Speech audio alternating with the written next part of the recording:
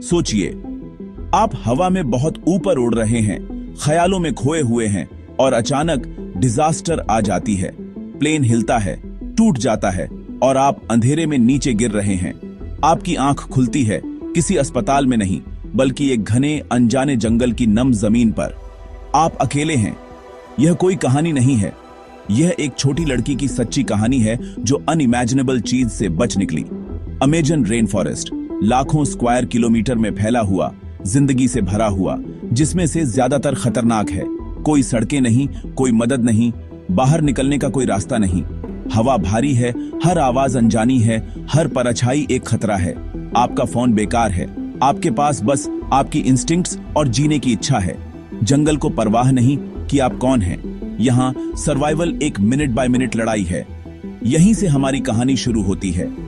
इंसान के अंदर कितनी रेजिलियंस होती है जब उससे सब कुछ छीन लिया जाता है।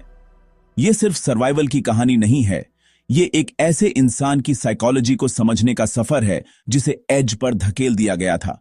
आइए करेज और एंड्योरेंस के इस इनक्रेडिबल सफर को एक्सप्लोर करते हैं।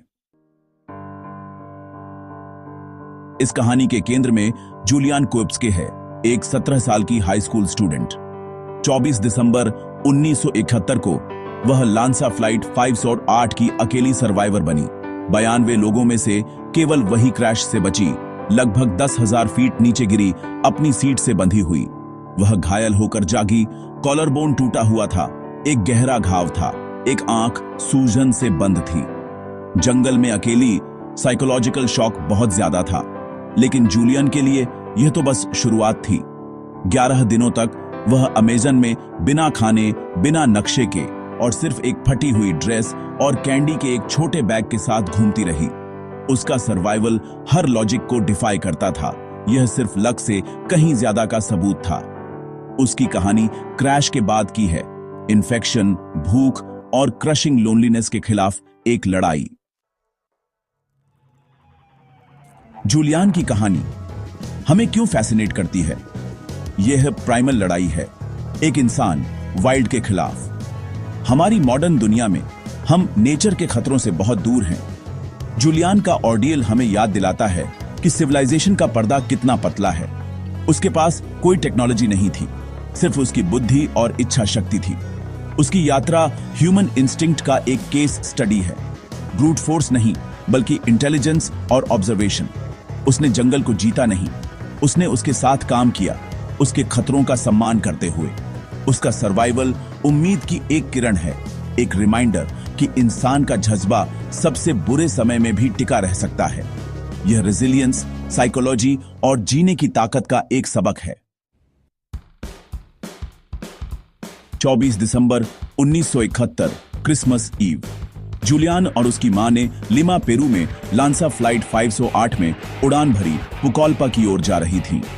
उड़ान छोटी थी, माहौल फेस्टिव था, लेकिन 25 मिनट बाद प्लेन एक बड़े थंडरस्टॉर्म से टकरा गया।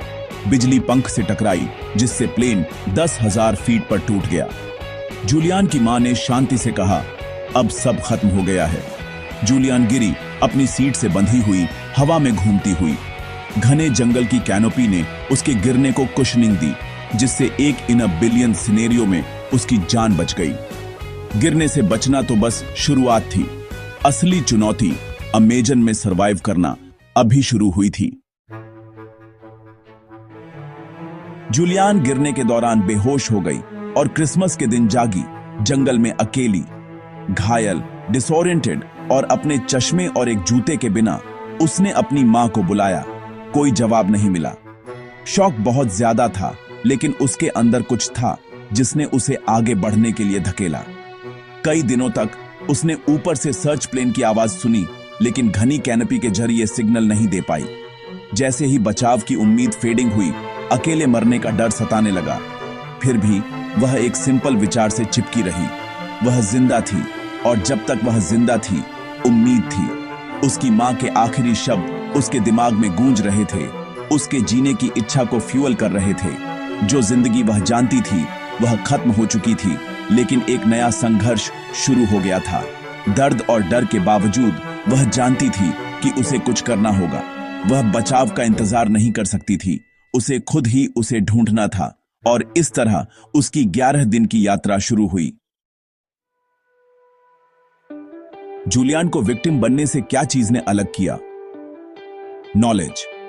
एक जूलॉजिस्ट की बेटी होने के नाते उसने अमेज़न में समय बिताया था और अपने पिता से सर्वाइवल स्किल्स सीखी थी।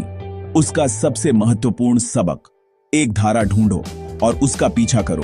धाराएं नदियों तक ले जाती हैं और नदियां लोगों तक ले जाती हैं।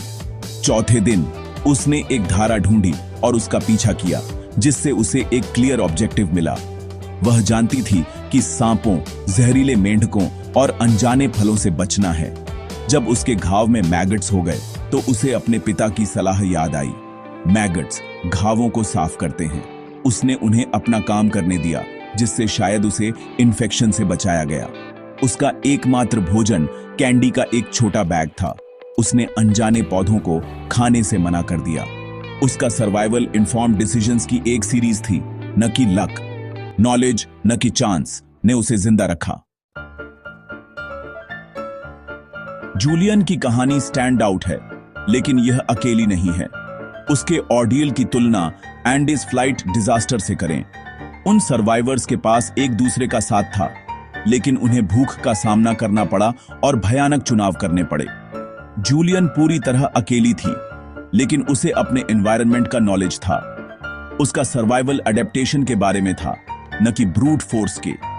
इसकी तुलना क्रिस्टोफर मैककैंडलेस से करें, जो विल पावर के साथ वाइल्ड में गया, लेकिन उसके पास प्रैक्टिकल नॉलेज की कमी थी और उसने अल्टीमेट प्राइस चुकाया। सर्वाइवल सिर्फ विल पावर के बारे में नहीं है, यह जानने के बारे में है कि क्या करना है। विल पावर इंजन है, लेकिन नॉलेज स्टीयरिंग व्हील है। जूलियन के पास दोनों थे।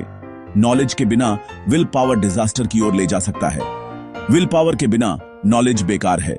उसकी कहानी दोनों का परफेक्ट बैलेंस है।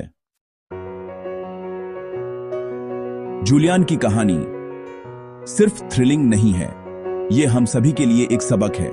नॉलेज ही पावर है। संकट में आपके दिमाग में क्या है, वह आपके बैग में क्या है, उससे ज्यादा मायने रखता है। हम टेक्नोलॉजी पर निर्भर करते हैं, लेकिन अगर यह फेल हो जाए तो क्या होगा? क्या आपको बेसिक सर्वाइवल स्किल्स आती हैं? उसके पिता के सबक एग्जाम्स के लिए नहीं थे, वे जिंदगी के लिए थे। हमें अपने एनवायरनमेंट, बेसिक फर्स्ट एड और प्रैक्टिकल स्किल्स के बारे में सीखने का प्रयास करना चाहिए।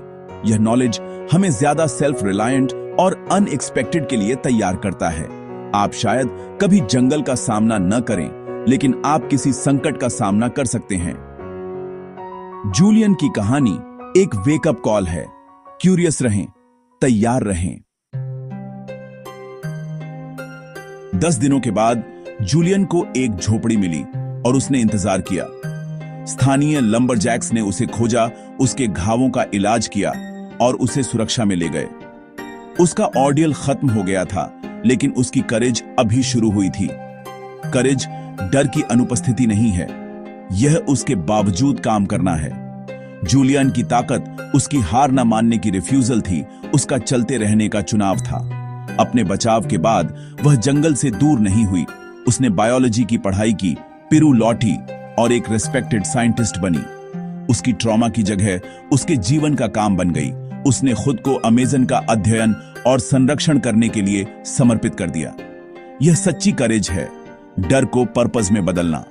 उसकी कहानी हमें याद दिलाती है कि हम जितना सोचते हैं उससे कहीं ज्यादा करने में सक्षम हैं। आइए सीखें, तैयारी करें और रेजिलियंस सिखाएं। अनएक्सपेक्टेड के सामने यह नॉलेज, विल पावर और करेज है जो हमें पार कराती है। जूलियन कोप्चके की कहानी अटूट मानवीय भावना